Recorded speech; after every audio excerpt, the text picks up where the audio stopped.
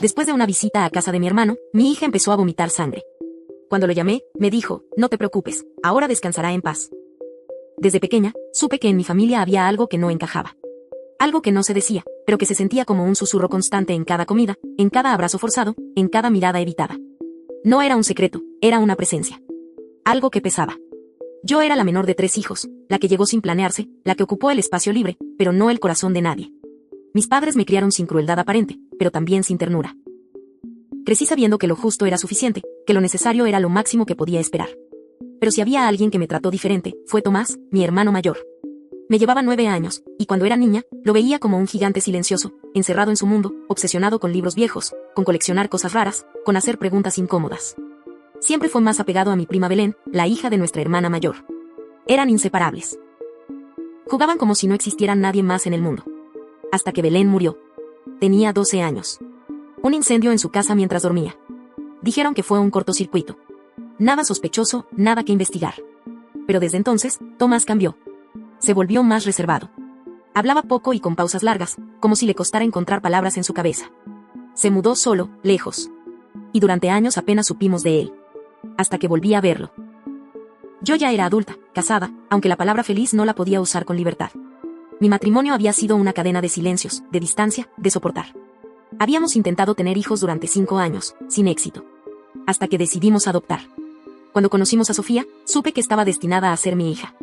Tenía 4 años, unos ojos enormes y oscuros, y esa forma de mirar que solo tienen los niños que han pasado demasiado tiempo esperando cariño. Y fue entonces que Tomás reapareció en nuestras vidas. Lo hizo con una calma casi teatral. Se presentó un día con una bolsa de regalos para Sofía y una sonrisa nerviosa. Dijo que quería conocer a su sobrina. Desde ese momento, se convirtió en alguien constante.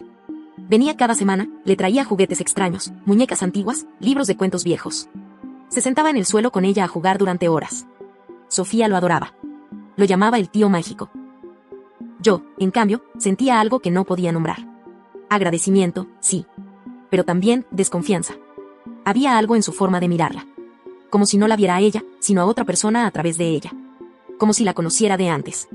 Una vez le pregunté, en tono de broma, por qué se llevaba tan bien con Sofía si apenas me había hablado a mí cuando era pequeña. Me miró, sonrió con los labios apenas y dijo, porque ella no se irá. No entendí. No le di importancia. Fue uno de esos comentarios extraños de Tomás que siempre descartábamos como rarezas. Pero ahora, desearía haberlo hecho. Desearía haber escuchado mejor. Porque tal vez, todo empezó ahí. Un sábado por la mañana, mientras preparaba una cita médica de seguimiento, una que no podía reprogramar, Tomás me ofreció cuidar a Sofía por unas horas. Dijo que podía llevarla a su casa, que habían hecho galletas la semana anterior y quería terminar el dibujo que ella había dejado a medias. Dudé, como siempre. Pero mi esposo insistió en que estaría bien. Que era solo una tarde. Que Sofía estaría feliz. Y sí, lo estaba. Saltaba de emoción. Me abrazó fuerte antes de irse con su tío y me susurró al oído, te haré un dibujo para que no me extrañes. Sonreí. Le dije que la amaba. Que volvía pronto. Nunca imaginé que ese día sería el inicio del peor infierno de mi vida. Esa noche, jamás podré borrarla de mi mente. Cuando fui a recoger a Sofía de casa de Tomás, me recibió con una tranquilidad que me incomodó desde el primer segundo. La niña estaba dormida en el sillón, con la cabeza ladeada y la piel más pálida de lo normal. Le pregunté si se había dormido recién, pero él me respondió con una sonrisa leve, jugamos mucho. Está exhausta. Sofía apenas abrió los ojos cuando la cargué en mis brazos. Apoyó su cabeza en mi hombro y murmuró algo que no entendí del todo. En el auto, no dijo ni una palabra. Cuando llegamos a casa, se dejó poner el pijama sin quejarse, sin reír, sin esa chispa que siempre la acompañaba. Me senté a su lado, le acaricié el cabello. ¿Estás bien, amor? Le pregunté. Asintió muy lentamente. Me dio un beso en la mano. Mamá, me duele el estómago. Pensé que tal vez había comido de más. Tomás era de darle dulces antiguos, galletas caseras, cosas raras que coleccionaba de mercados viejos. No me alarmé de inmediato. Le di agua tibia, la arropé y me quedé despierta revisando unos pendientes. No había pasado ni una hora cuando escuché el sonido. Era un quejido. Un susurro roto. Corrí a su habitación. Sofía estaba incorporada, sujetándose el estómago, temblando. Sus labios estaban grises. Sus ojos, desencajados. Y entonces vomitó. Al principio creí que era algo que había comido. Pero cuando vi el color, un rojo oscuro mezclado con negro, me quedé paralizada. Ella gritaba. Gritaba de dolor. La cargué como pude, y mientras la llevaba a emergencias, marqué a Tomás. Necesitaba saber qué había comido. ¿Qué le había dado? Tal vez una alergia, un alimento en mal estado, algo que pudiera explicar aquello. El teléfono timbró 3 veces. Contestó. Tomás. Sofía está mal. Vomita sangre. ¿Qué le diste? Dime qué comió. Dímelo ya. Hubo un silencio del otro lado. Luego, una frase que se quedó incrustada en mi pecho como un cuchillo. No te preocupes, ahora estará en paz. No entendí. Mi cerebro se negó a comprender. Solo pude gritarle que era un enfermo, que si había hecho algo, lo pagaría. Él colgó. Sin una palabra más. Como si su parte en esto ya estuviera cumplida. En urgencias, los médicos corrieron con Sofía en brazos. Me dejaron en la sala de espera con las manos temblorosas, las piernas que no respondían. Sentí que flotaba en un mundo donde el aire no llegaba. Cada segundo era un puñal más en mi garganta. Un médico salió. Intoxicación severa, dijo. Está muy grave. Necesitamos estabilizarla antes de trasladarla a cuidados intensivos. ¿Pero qué fue? Pregunté, desesperada. ¿Qué sustancia? No lo sabemos aún. El cuerpo muestra rastros de varias toxinas combinadas. Algunas son de uso doméstico, otras no deberían estar ni en una casa. Me derrumbé. Me arrastré hasta una de las sillas. Y entonces recordé el bolso de Sofía. Tomás lo había entregado sin que yo lo revisara. Busqué dentro. Ropa, un dibujo arrugado y un sobre. Un sobre amarillo con su nombre escrito en tinta roja, para mamá. Léelo sola. Sentí un escalofrío recorrerme el cuerpo. Abrí el sobre. Adentro había una hoja de papel, escrita a mano, pero no por Sofía. La letra era de Tomás. Y lo que leí me hizo caer al suelo. Era una lista. Precisa. Cruel. Las sustancias que le había dado a mi hija, las combinaciones, las dosis, los tiempos entre cada una. Todo detallado con la frialdad de alguien que no veía a una niña, sino a un cuerpo a preparar. Y al final de la hoja, una frase. Lo prometido es deuda, Belén. Te estoy trayendo de vuelta. Ahogué un grito. El papel temblaba entre mis manos, empapado de mis lágrimas. Belén, su sobrina muerta. Mi sobrina. Mi hija, mi pequeña, ¿la estaba confundiendo con ella? ¿Era eso lo que significaba su ahora estará en paz? ¿Qué demonios había hecho Tomás? Sofía seguía viva. Pero muy grave. Y en ese momento supe que lo que había empezado como una tarde entre familia era solo la superficie de algo mucho más profundo, más oscuro, más perverso. Y no me detendría hasta descubrirlo todo. Sofía seguía en cuidados intensivos. Los médicos no podían prometerme nada. Sus signos vitales eran inestables. Su organismo luchaba contra un cóctel de venenos que habían sido administrados con precisión quirúrgica. Cada hora que pasaba, me iba arrancando un pedazo del alma. Pero el miedo no me paralizaba, me encendía. Guardé el sobre con la nota de Tomás como una prueba irrefutable. La firmó con su nombre. No intentó ocultarlo. Lo que hizo, lo hizo con plena conciencia. No fue un error. Fue una decisión. Una que había estado planeando, calculando, y que probablemente venía gestando desde mucho antes. Y lo peor es que algo en mí ya lo sospechaba. El nombre de Belén volvió a mi mente. La sobrina de Tomás. Nuestra sobrina. Yo tenía apenas 6 años cuando ocurrió el incendio. Recuerdo más la confusión que el dolor. Nadie nos explicó nada. Solo recuerdo a mi madre llorando con una mano en la boca, a Tomás con los ojos enrojecidos y los puños cerrados, y a mi hermana mayor, la madre de Belén, que desapareció del mapa durante meses. Belén había sido especial para él. Lo sabíamos. Era casi enfermiza su devoción por ella. Jugaban como hermanos gemelos, aunque eran tío y sobrina. Él escribía cuentos, le hacía regalos únicos, incluso tenía un álbum de fotos solo de ella. Eso lo recordaba. Pero nadie quiso ver que aquello era más que afecto. Nadie quiso ver que algo en Tomás no estaba bien desde mucho antes. Volví a casa ese mismo día, en medio del caos. Mi esposo se había ido de viaje por trabajo y ni siquiera sabía aún lo que había pasado. No quería contarle por teléfono. Yo estaba sola. Mi hija, entre la vida y la muerte. Mi hermano, desaparecido. Y yo, con un sobre que probaba que intentó asesinarla. Tenía que entender. Fui a casa de Tomás. No respondía a los mensajes. Tampoco las llamadas. Pero aún tenía su llave de repuesto. La misma que me había dado semanas atrás por si acaso. Esa confianza suya no fue inocente. Quería que yo entrara, o tal vez nunca pensó que viviría para hacerlo. La casa estaba impecable. Demasiado. Como si hubiera borrado huellas. Como si supiera que alguien vendría. Pero no todo estaba oculto. Entré a su estudio. Sofía siempre hablaba de ese cuarto como el lugar secreto del tío mágico. Era una habitación pequeña, con estanterías repletas de libros antiguos, figuritas extrañas, marionetas de madera, y dibujos pegados por todos lados. Pero entonces vi el mural. Era una pared cubierta con fotografías. De Belén. De niña, de bebé, de cumpleaños, con moños, con vestidos, dormida, en la playa, abrazando a Tomás, fotos que yo nunca había visto. Algunas eran demasiado íntimas. Otras. Espeluznantes. Incluso había una foto de Belén en su ataúd, decorado con flores secas. ¿Quién toma algo así? Pero entre todas, encontré una carpeta negra, cerrada con una cinta roja. La abrí. Y ahí estaba Sofía. Había fotos recientes. Dibujos suyos, mechones de su cabello, Dios, envolturas de caramelos que yo le había dado. Era como si hubiera coleccionado cada parte de ella como un trofeo. O peor, como una reconstrucción. Junto a cada imagen de Sofía, había una foto de Belén. Comparaciones. Notas escritas a mano como, la sonrisa es idéntica. Ojos casi iguales, pero hay que trabajar su tono de voz. No reacciona igual a los cuentos. Necesito los antiguos. Era un diario de transformación. No de Sofía, sino de resurrección de Belén.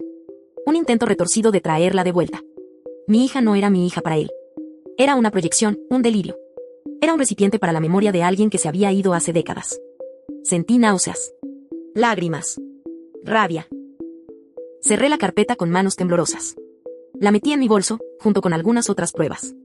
Llamé a la policía. No contestaron rápido. En mi país, los tiempos no siempre son los que uno necesita. Así que llamé a una amiga abogada. Me dijo lo que ya intuía, no podían hacer nada sin una denuncia formal, sin exámenes forenses, sin una investigación abierta. Lo único que tenía en ese momento era el sobre, y la desesperación. Salí de la casa de Tomás y regresé al hospital. Me senté junto a la puerta de la unidad de cuidados intensivos. Esperé en silencio.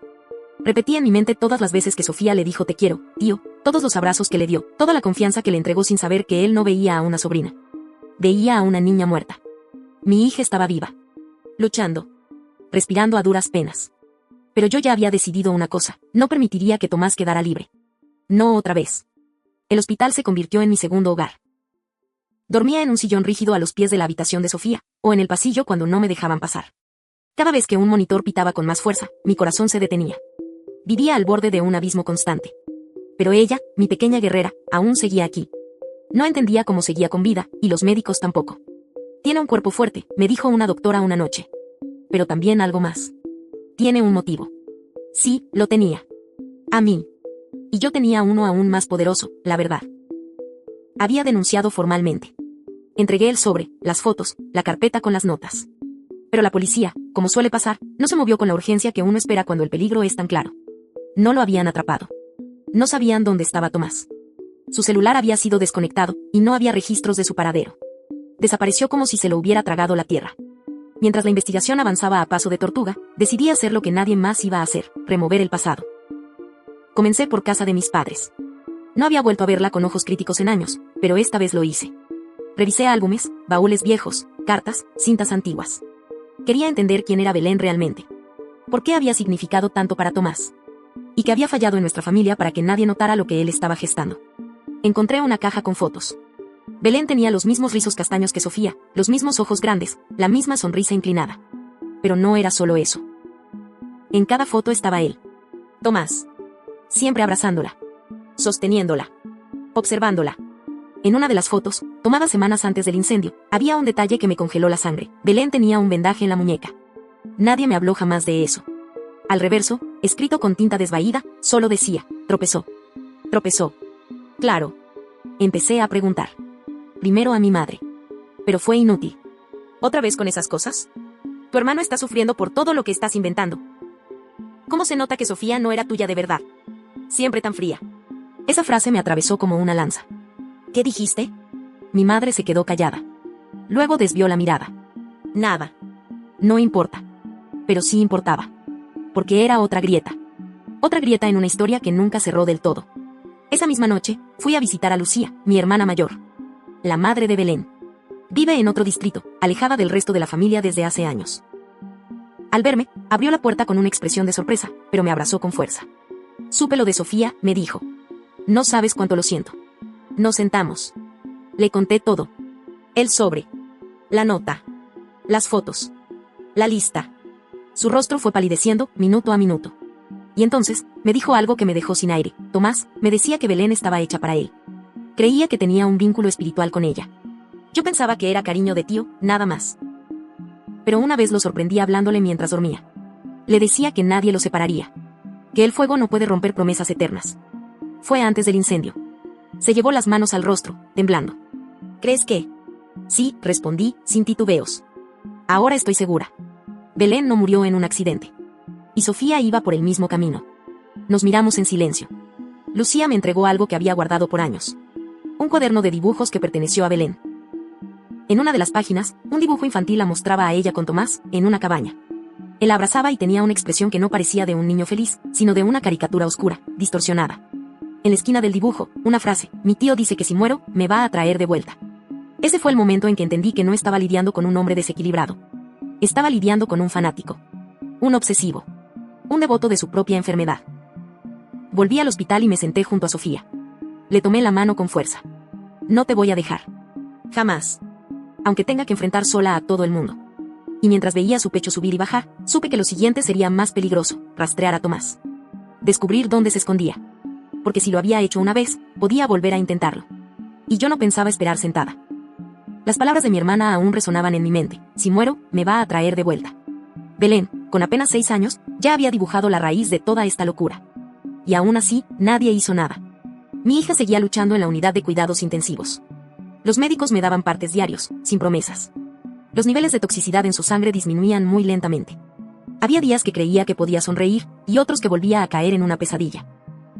Su cuerpecito delgado parecía más frágil que nunca, y sin embargo, algo dentro de ella resistía. La fuerza que yo misma había perdido hacía años. La policía no me ofrecía nada nuevo. Tomás seguía sin aparecer. El fiscal me decía que sin pruebas directas, sin un testigo, todo sería más lento. Aún con el sobre, las notas, el diario y el testimonio de Lucía. No era suficiente para emitir una orden de búsqueda internacional. No lo consideraban suficientemente peligroso. No sabían lo que yo sabía. No habían leído esas páginas. No habían visto esa mirada en sus fotos. Pero yo sí. Así que decidí hacer algo que nadie estaba haciendo por mí: buscarlo. Volví a su casa, la que ya había revisado una vez. Esta vez con una lupa. Revisé facturas, cajones, dispositivos antiguos. Y encontré algo. Una libreta de papel reciclado con listas de objetos: cuenco de cerámica, vestimenta blanca, tierra del jardín, velas negras, retrato original. En la última página, escrita con tinta roja, una dirección: San Pedro de los Sauces. Un pequeño pueblo a unas 5 horas de donde vivíamos. No tenía familia allá. No tenía negocios. Pero había algo más: el lugar estaba marcado con un círculo, y al lado, en mayúsculas, la palabra: renacer. No se lo dije a nadie. Ni a mi hermana. Ni a la policía. Alquilé un auto y salí sola. El camino era largo, lleno de curvas y de pensamientos oscuros. Todo el trayecto me lo pasé repasando los últimos días, los años anteriores, los silencios de mi infancia. Me preguntaba si Tomás había estado siempre así. Si yo era parte de su plan desde el principio.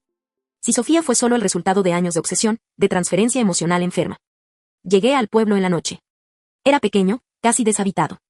Apenas 2 calles principales y un par de almacenes cerrados. Un hombre en la plaza me indicó, sin que yo preguntara, una casa alejada en el cerro. Él está allá. El raro. El que habla solo. Llegó hace semanas con un ataúd vacío, ¿puede creerlo? Mi sangre se congeló. Subí a pie. La casa era antigua, rodeada de maleza y árboles torcidos. Tenía una verja oxidada y faroles apagados. Parecía abandonada, pero vi una luz encendida al fondo. Un destello cálido, intermitente. Me acerqué, con el corazón golpeándome las costillas. Miré por una rendija de la ventana. Y lo vi. Tomás. Estaba de espaldas, vestido con una túnica blanca, frente a un altar improvisado hecho de fotografías, juguetes viejos y cosas que no me atrevo a describir. Sobre la mesa, una muñeca con el vestido que Sofía había usado en su cumpleaños número 5. Frente a él, un cuaderno abierto. Lo reconocí. Era el cuaderno de dibujos de Belén. Estaba murmurando algo. No podía escucharlo bien, pero repetía una frase: el alma está lista. El cuerpo, no. El alma está lista. El cuerpo, no. Tuve que alejarme. Sentí que me iba a desmayar. Me apoyé contra un árbol y respiré. Llamé al fiscal. Les dije que lo había encontrado. Que estaba solo. Que era peligroso. Les supliqué que vinieran. ¿Está segura de lo que vio? Está haciendo rituales. Tiene objetos de mi hija. Trajo un ataúd. ¿Qué más necesitan?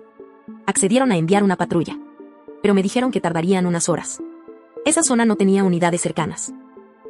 Me pidieron que no interviniera. Pero yo sabía que no podía esperar. No si corría el riesgo de que él se marchara de nuevo. No si pensaba hacer algo esa misma noche. Así que me quedé allí. Esperando. Acechando. Como él lo había hecho con mi hija. Y cuando vi que apagó la luz y salió de la habitación, supe que era mi momento. Entré a la casa. Pisé un mundo detenido en el tiempo. O en la demencia. Cada rincón estaba plagado de objetos de Belén y de Sofía. 2 niñas, fusionadas en su mente como una sola. 2 víctimas que jamás debieron cruzar caminos con él. Había una urna con tierra que parecía reciente. Sobre ella, una placa de madera tallada con un nombre que me hizo vomitar. Belofía el monstruo había creado un híbrido. Una identidad nueva. Una niña perfecta, según su visión. Y Sofía, mi hija, solo era el cascarón que pensaba usar para revivir a la otra. Tomé fotos. Guardé objetos. Y salí antes de que él me viera. Regresé al pueblo y esperé a la policía. Cuando llegaron, al fin, les entregué todo. Entraron armados, lo detuvieron sin resistencia. Él solo sonreía. No lo entienden, decía mientras se lo llevaban. Ella me llamó. Ella me pidió volver. No opuse palabra. Solo regresé al hospital. Me senté junto a Sofía y le tomé la mano. El monstruo estaba bajo custodia. Pero mi hija aún tenía que despertar. Y yo no descansaría hasta verla abrir los ojos. Tomás estaba tras las rejas, pero el peso que oprimía mi pecho no desapareció. Me habría gustado pensar que todo había terminado ahí. Que él estaría aislado, lejos de nosotras, que pagaría por cada segundo de dolor que causó. Pero cuando se trata de mentes enfermas, el encierro no siempre significa el final. A veces, es solo el inicio de otro juego. La mañana siguiente a su detención, recibí una carta. Sin remitente. Sin sello postal.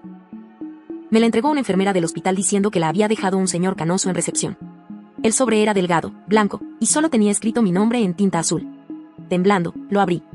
Adentro, un papel cuidadosamente doblado con una sola línea. No la necesito viva para que me pertenezca. Se me cayó de las manos.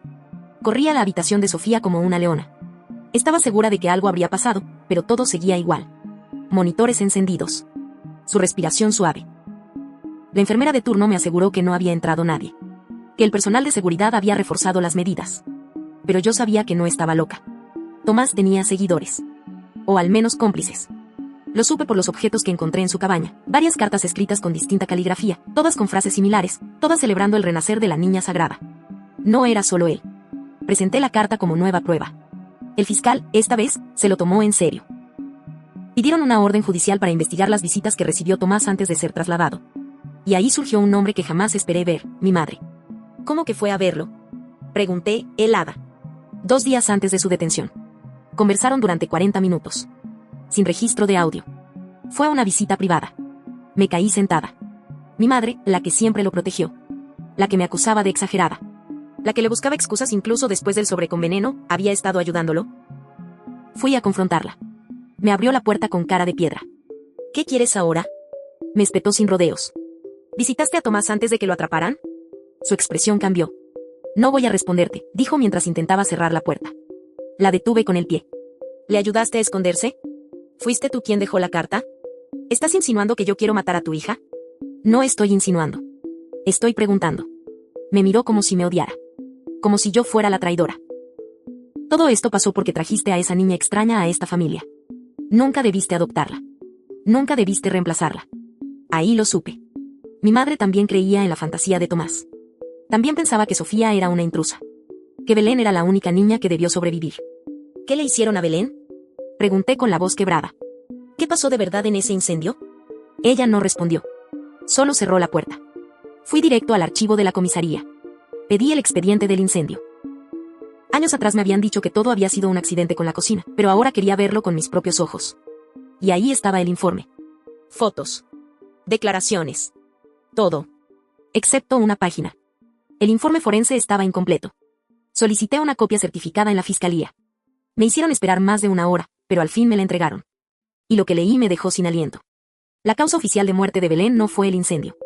Fue asfixia por sofocación previa. El fuego no la mató. Alguien la mató antes. Y el único adulto presente esa tarde fue Tomás. Sentí que el suelo se me abría. Toda mi infancia fue una mentira. Toda esa historia del accidente fue una cubierta. Y ahora sabían que lo sabíamos. Porque esa misma noche, un hombre intentó ingresar al hospital. Fingió ser un camillero, pero una enfermera notó que no tenía identificación. Llamaron a seguridad y escapó antes de que pudieran detenerlo. Los días siguientes se volvieron un infierno de paranoia. Sofía seguía grave. Las amenazas se multiplicaban. Y yo ya no podía confiar ni en mi propia madre. Pero algo había cambiado, ya no tenía miedo. Porque ahora tenía la verdad de mi lado. Y estaba decidida a usarla. Con el informe forense en mis manos, las piezas del rompecabezas comenzaban a encajar. Tomás no solo estaba loco, había matado a Belén. Y durante todos esos años, mi madre, sabiendo o sospechando la verdad, lo había protegido.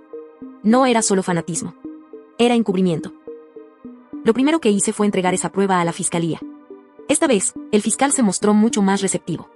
Se emitió una nueva orden de investigación contra Tomás, ya no solo por el intento de homicidio contra Sofía, sino por el homicidio encubierto de nuestra sobrina años atrás. Pero eso no era suficiente. Yo sabía que no podía bajar la guardia. Aún quedaban cabos sueltos. Y uno de ellos, aunque me doliera admitirlo, era mi esposo.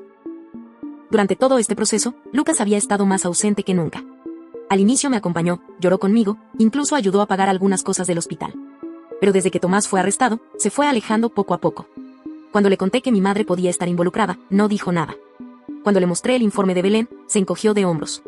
Y cuando le dije que Sofía seguía en riesgo, ni siquiera volvió a verla. Una noche, revisé su computadora. No por costumbre, no por paranoia, sino porque algo en su actitud me gritaba que ya no estaba del todo conmigo. Y lo que encontré me rompió por dentro. Correos. Muchos. Con Tomás. Meses atrás. Algunos recientes. Mensajes fríos, coordinaciones extrañas. Una transferencia de dinero por gestiones personales. En uno de los correos, Lucas escribía, no sé si esta es la forma más rápida, pero tiene que parecer un accidente. Tú decides cómo. Sentí náuseas. El padre de mi hija. Mi compañero. Él también había estado en esto desde el principio. Quise romperlo todo, destruir la pantalla, gritar hasta que se apagara el mundo. Pero no lo hice. Respiré. Me sequé las lágrimas. Y empecé a guardar todo. Capturas. Archivos. Fechas. Ya no estaba llorando como víctima. Estaba actuando como lo que me habían obligado a hacer, una madre que ya no tenía miedo. Al día siguiente, fui al hospital y pedí reunirme con el médico de cabecera. Le conté que probablemente Sofía aún estuviera en riesgo, incluso ahí dentro. Que no sabía en quién confiar. Que necesitaba que su habitación fuera trasladada bajo medidas de seguridad absoluta. Él accedió. Fue comprensivo. Me prometió que durante los siguientes días, solo 2 personas podrían acceder, él mismo y yo. A la salida, alguien me esperaba en el pasillo. Una mujer de cabello corto, rostro tenso. Se identificó como agente encubierta de la fiscalía. Habían detectado movimientos sospechosos cerca del hospital. Me pidió que no hablara con nadie, ni siquiera con los abogados asignados. Creemos que hay filtraciones. Queremos que nos ayude a tender una trampa. Tragué saliva. Lo que siguió fue un plan de días. Se instalaron cámaras ocultas en la habitación de Sofía, se restringió el acceso, y, lo más difícil, me pidieron fingir que había bajado la guardia. Mientras tanto, yo seguía recabando pruebas. No podía confiar solo en el sistema. Así fue como encontré lo que terminó por derrumbar mi mundo y al mismo tiempo empoderarme como nunca antes. Una cuenta bancaria. Con fondos retirados de nuestras cuentas conjuntas. Movimientos realizados por Lucas, hacia una cuenta a nombre de mi madre. Y la descripción de uno de los depósitos era inequívoca. Apoyo logístico / habitación / medicamento. Llevé eso directamente al fiscal. La expresión en su rostro cambió al instante. Esto es más grande de lo que pensábamos. ¿Van a arrestarlos? Todavía no. Necesitamos atrapar a quien ejecuta y a quien ordena. Esa misma noche, algo sucedió. Mientras Sofía dormía, un hombre entró al hospital con uniforme de técnico de oxígeno. Mostró una identificación falsa. Una cámara lo captó intentando desconectar el sistema de soporte vital de mi hija. No lo logró. Fue interceptado por los agentes encubiertos. Pero lo más impactante no fue su intento. Fue lo que encontraron en su teléfono, mensajes de voz de mi madre. Y de Lucas. Hazlo parecer una falla técnica. Nadie puede saber que aún respira. Esta vez, hazlo bien. La policía me los reprodujo mientras yo escuchaba paralizada. Lucas. El hombre con el que había compartido mi vida, la crianza de nuestra hija. Mi madre. La mujer que me trajo al mundo. Querían acabar con Sofía. Y esta vez, no había forma de que se escaparan. Era extraño ver a los 2 seres que más deberían haberme protegido convertirse en mis enemigos más peligrosos. Pero también era liberador. Esa noche, después del intento fallido de desconectar a Sofía, el hospital fue sitiado. Detectives, cámaras, fiscales. Por primera vez, el mundo exterior parecía tomar en serio lo que yo había vivido durante semanas, una red de traición, locura, fanatismo y odio dirigido a una niña inocente. La madrugada fue larga. Di mi declaración completa. Mostré todas las pruebas que había recolectado, las transferencias, los correos, los audios. Y firmé una denuncia formal, esta vez no solo contra Tomás, sino contra Lucas y mi madre. El fiscal me miró a los ojos y me dijo, van a caer. Te lo prometo. A las 6 de la mañana, se emitieron las órdenes de detención. Lucas fue arrestado primero. Estaba en casa, durmiendo, como si nada. La policía lo sacó esposado mientras gritaba que todo era un error, que lo habían engañado, que él solo seguía órdenes. Pero no eran órdenes. Eran decisiones. Y luego vino lo más doloroso. Mi madre. Fue detenida en su jardín, mientras tomaba el desayuno, como si el mundo no estuviera ardiendo. Cuando la esposaron, no dijo una palabra. Solo me miró. Y fue una mirada vacía. Sin rastro de amor. Sin culpa. Sin miedo. como si en su mente torcida aún creyera tener razón. Ella no pertenece a este mundo, alcancé a oírle susurrar mientras se la llevaban. Esa frase me persiguió todo el día. Sofía seguía conectada a máquinas, pero sus signos vitales eran estables. Los médicos, por primera vez, usaron la palabra esperanza. Yo no me aparté de su lado. Dormí en la silla, la tomé de la mano, le hablé todo lo que pude. Y al día siguiente, recibí una llamada inesperada. Era el abogado del hospital. Queremos hablar con usted. Hay algo más que debe saber. Fui con el corazón encogido. Me mostraron las grabaciones internas del hospital. Y en una de ellas, 2 días antes del primer intento de envenenamiento, mi madre había entrado disfrazada como paciente en el área de pediatría. Había dejado una bolsa en el casillero de las enfermeras. Dentro, jeringas, sedantes, una nota que decía, para la liberación del alma. No temas. Sentí una mezcla de náuseas y furia. Todo había sido más meticuloso de lo que creí. Mi madre llevaba tiempo planeando esto con Tomás y Lucas. Y no era solo un acto de odio. Era un culto. Una creencia enferma en que Sofía debía morir para que la verdadera niña, su sobrina fallecida, regresara. Fue entonces cuando entendí que no solo enfrentaba una venganza. Enfrentaba un fanatismo familiar que había echado raíces en el pasado y ahora quería cobrarse una vida que nunca les perteneció. Esa misma tarde, se dictó prisión preventiva para los 3. En la audiencia, me permitieron asistir. Lucas ni siquiera me miró. Tomás sonreía como si estuviera viendo una película divertida. Y mi madre me dedicó una mirada condescendiente, como si aún me viera como una niña tonta incapaz de entender lo sagrado. Pero cuando el juez leyó los cargos, sus rostros cambiaron. Intento de homicidio agravado. Conspiración. Asociación ilícita. Envenenamiento a menor. Encubrimiento de homicidio en el caso Belén. Las penas superaban los 30 años. Cuando el juez pronunció la palabra prisión sin derecho a fianza, se hizo un silencio denso en la sala. Y ahí, por primera vez, sentí algo parecido a paz. No completa. Porque Sofía seguía luchando por su vida. Pero sabía que, al menos por ahora, ninguno de ellos podría volver a hacerle daño. El hospital se había convertido en mi hogar. En una celda de vigilia constante, donde cada pitido de monitor me levantaba el alma, y cada suspiro de Sofía me la devolvía. Llevábamos ya más de 10 días en cuidados intensivos.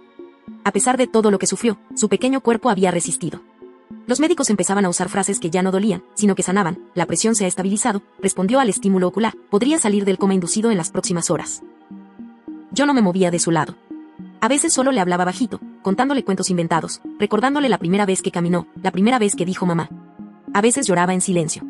Pero había algo que no podía dejar de pensar. ¿Cómo no lo vi antes? ¿Cómo no supe que mi propia familia estaba pudriéndose por dentro?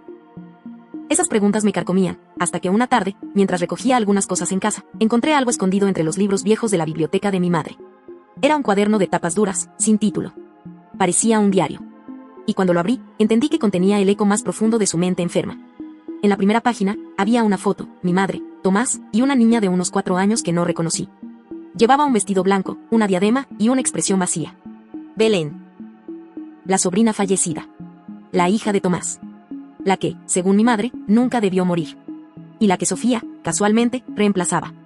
Las siguientes páginas eran más perturbadoras que cualquier cosa que hubiera imaginado. Mi madre hablaba de sueños en los que Belén regresaba. De voces. De instrucciones que recibía mientras dormía. De una promesa sellada con sangre, el alma de Belén no ha partido. Vive atrapada en un cuerpo equivocado. Si lo liberamos, volverá. Mi estómago se revolvió.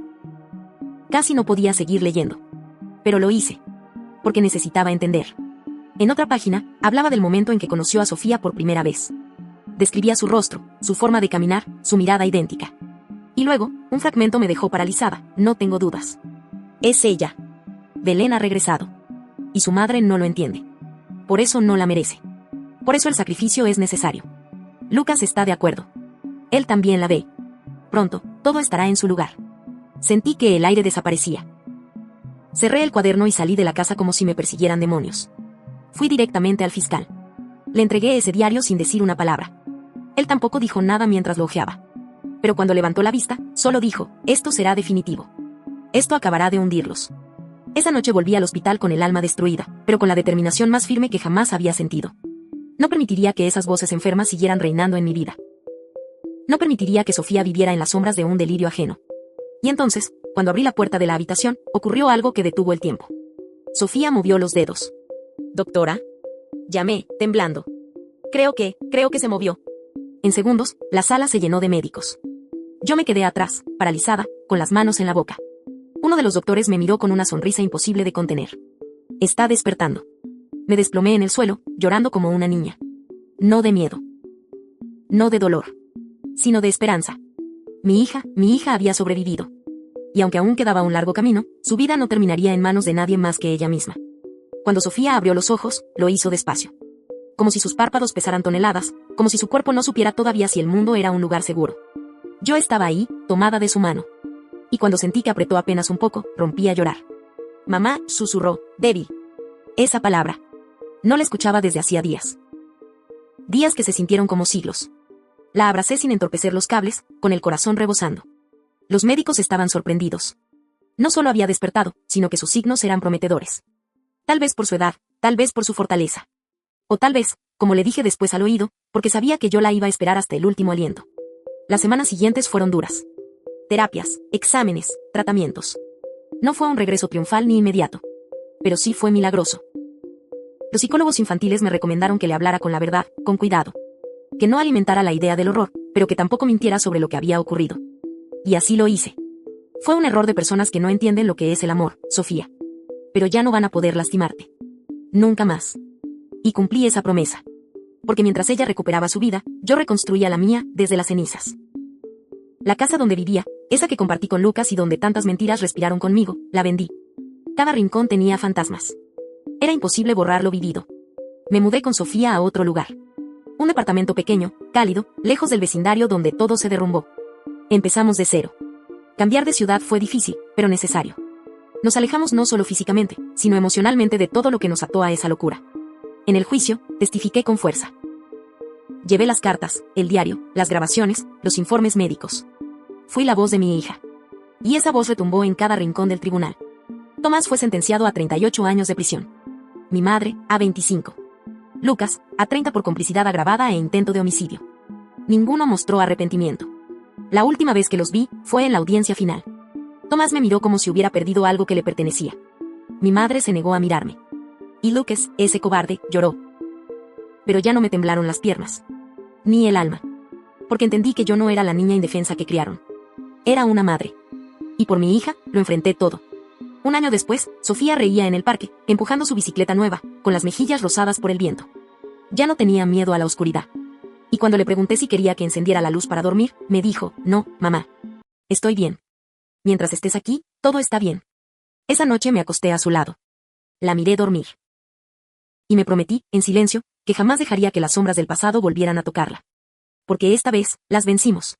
Y aunque nadie me devolviera lo que nos arrebataron, aunque el dolor nunca desapareciera del todo, mi hija seguía viva. Y eso lo era todo.